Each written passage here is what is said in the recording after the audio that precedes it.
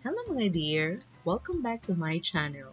Para sa video ito, pag-aaralan natin kung ano ba ang mga basic na gamit ng in, on, at kapag time ang tinutukoy.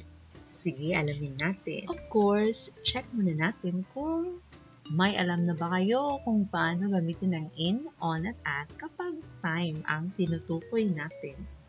1. Ano ba ang bagay dito? In, on, or at? 2. Ano kaya? In, on, or at? At 3. In, on, or at? Sige, check natin kung correct ang answer mo. So, ayan. Dapat in December 2019 and on your wedding day and at noon. Bakit kaya ito ang gamit na preposition ng December 2019, ng wedding day, at ng noon? Sige, let's get to know in, on, and at more. Kapag sinasabi natin in, tinutukoy natin yan kapag time ang pinag-uusapan ay ang period or set of time. Para siyang may beginning and then may ending. So, ito ay isang period. So, yan ang period of time. So, nakaset siya isang grupo ng klase ng time. Ano bang ibig sabihin dito? Ang period of time, na nakapaloob mula dito hanggang dito at ito yung isang period. Pwede siya long period, pwede siya short period. Kaya, ginagamit natin siya sa mga period of time gaya ng century na composed of 100 years or mga dekada katulad ng dekada 80, dekada 90, the 80s, isang dekada, may 10 years yan. Or isang taon, may 12 months ang period na yan. Gaya ng 2021, 2020, 2019. Or ang season, summer, spring, winter, fall, or autumn. Set of months rin yan na bumubuo ng isang season. O di kaya'y isang buwan. May 31 days ang October, may 28 days ang February, may 30 days naman ang ibang mga months. Basta isang buwan, isang period rin yan. Or kahit yung part of the day, sa umaga, sa hapon, sa gabi, kasi may set of hours yan na may beginning at saka ending. Pero, at night, at dawn, na period of time din naman pero hindi in ang ginagamit but at. Kaya sa ating pretest, in ang gagamitin natin dito dahil December 2019 ay isang buwan. A period of 1 month. Ang on, kapag ginagamit siya for time, ang tinutukoy niya ay day. Pwede yung pangalan ng araw, pwede yung petsa ng araw, pwede yung celebration sa araw na yun. Ang tinutukoy na mangyayari sa araw na yun. Gaya nito, on Tuesday. So, may pangalan ng araw, kaya on ang gagamitin natin sa Martes. Pwede rin maraming Martes, no? On Tuesdays, maraming Tuesdays. So, pwede siya kahit maraming Tuesdays. Pwede rin siya kahit part of day ang tinutukoy, morning, afternoon, evening, pero may pangalan kung anong araw. On din ang gagamitin. Kapag in the morning lang, in the afternoon, in the evening, walang tinutukoy kung anong araw na morning, in yun. Pero kapag tinukoy mo talaga kung anong araw, ang umagang yun, ang hapon na yun, o ang gabing yun, on ang gagamitin natin. Kapag date din ang ginamit mo, whether sa month at saka yung petsa lang na araw walang kasamang year, or kumpleto talaga may kasamang year, dahil tinutukoy nila ang isang araw, on din ang gagamitin natin dyan. Kapag birthday ang tinutukoy, no? Yung araw na itinanganak ka, on din yun.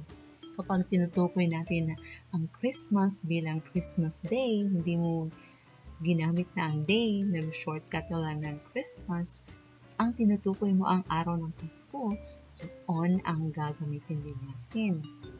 Madalas ganito siya, except kung ang event lang talaga ang tinutukoy mo. So, depende sa tinutukoy. So, kung hindi nila alam kung anong tinutukoy mo, so okay lang, gamitin mo yung on, gamitin mo yung at. The same thing with New Year's Day, kasi first day of the year ang tinutukoy dyan. So, on din yung ginagamit. Yung mga anniversary nyo, tinutukoy nyo ang araw ng inyong anniversary, kaya on din ang gamit. Pati yung wedding, kasi when you say yung kasal nyo, so tinutukoy mo rin yung aside sa event na yung araw na yung kasal, on your wedding. Applicable din dito yung at, kapag event ang tinutukoy mo. Hindi yung araw, but yung event itself na sineselebrate. Pero, madalas, ito naman yung tinutukoy natin, yung araw talaga. Dahil yun ang sineselebrate, ang araw ng New Year, ang araw ng anniversary, ang araw ng wedding. Kaya nga, nakasave yung mga date. Kasi yun, importante na ma-remember natin yung day na nangyari yung mga event na yun, or nangyayari, or mangyayari. So, yung day talaga yung tinutukoy natin dito. Kaya, gamit tayo ng on. Kaya sa pre-test natin, on your wedding day ang tamang sagot. Isang preposition na lang, yung at. Ano ba ang gamit ng at? Sige, tingnan natin. So, from period of time within na mas general, long or short period, going to more specific na isang araw lang na period with on. Ang at naman ay napaka-specific talaga. Tumutukoy talaga sa mga moment, point of time. So, point or moment of time. Ano ba yun? Yung clock talaga. At 9:30 a.m., yung hand ng clock nakatutok talaga sa time na yun. At 3:25 p.m., very specific point of time. Pag mga ganito, gagamit tayo ng at. At noon, kasi ang noon ay 12 sharp na midday. At midnight, 12 sharp din siya. Pero sa AM na siya. At breakfast, lunch, dinner, bakit at? Kasi tinutukoy mo dito yung meal time. Yung very particular time, very particular moment. Yung oras, kailan ba yung breakfast? At 6 a.m. Yung lunch nyo, at 12 noon. Yung dinner nyo at 6 p.m. Yun yung mga meal time. Yun yung mga schedule ng time na ginugugol nyo for kainan. At sunset, di ba may schedule din? May news na the sun rises at 6:30 in the morning and set at 6 in the evening. May specific time talaga. Specific point of time. At bedtime, ano ba yung oras ng pagtulog mo? Natutulog ka at 10 p.m. So, yun yung bedtime mo. Very specific siya. Kahit na hindi ka nakatulog agad, pero may specific time na tinutukoy. At hindi lang clock ang ibinigay, but yung ginagawa o nangyayari sa specific time na yun. So, gagamitin natin siya ng at. Of course, exception din si at night, dahil hindi naman siya specific time, di ba? Night, at dawn. Pero, siya yung usual na expression kasama ni at. Kaya, sa pre-test natin, ang sagot sa noon, kasama sa noon ay at noon. Very easy lang, di ba?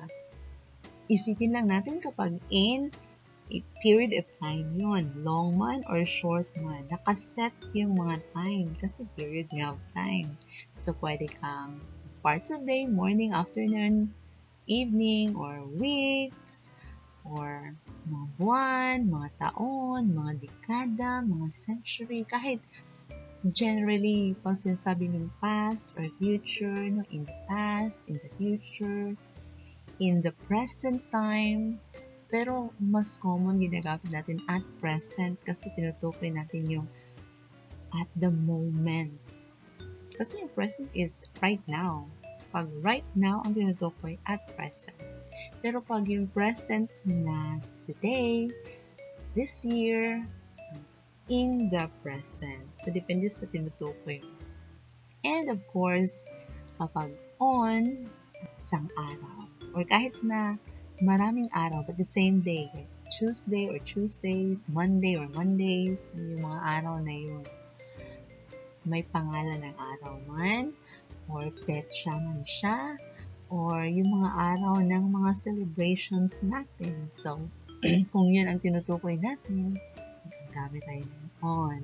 At pag mga specific, very specific, puntong-punto talaga, so, yung mga time ng clock natin, or mga time na ginugugol natin na gawin ang ating mga routine, or mga time na kung kailan nangyayari ang mga natural na pangyayari, gagamit tayo ng at. Of course, sinabi ko na at present, kasi present, at ang gagamitin natin, pag ibig sabihin natin is right now.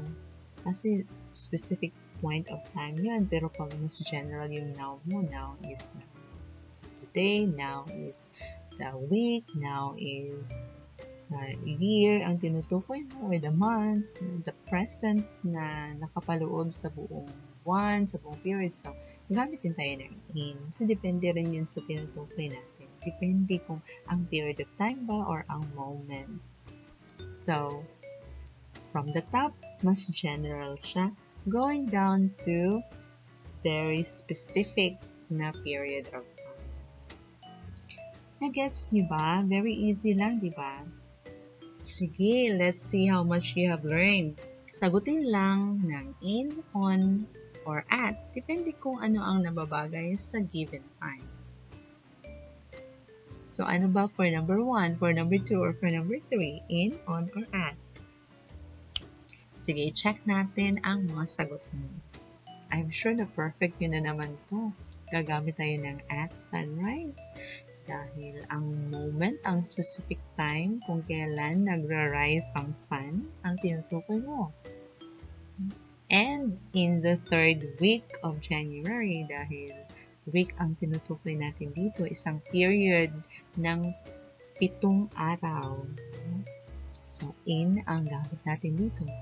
And on the 15th of June, kasi ang tinutukoy dito ay ang isang araw na ipinanganak yung nephew mo. At yun ang mga basic at common na gamit ng in, on, at kapag time ang tinutukoy natin. I hope may na-learn na naman kayo sa video ito. Thank you so much for learning with me. Until next time, bye-bye!